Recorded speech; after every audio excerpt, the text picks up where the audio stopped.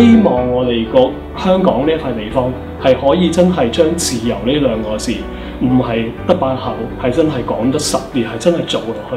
啲人就諗一啲正經嘢，即係話究竟人生應該做啲咩嘢啊？唔知有啲咩未來啊？心裏邊咧都好似燃燒緊一團火咁樣。呢團咧係一個求真嘅火，求善嘅火，係嘛？求進步嘅火。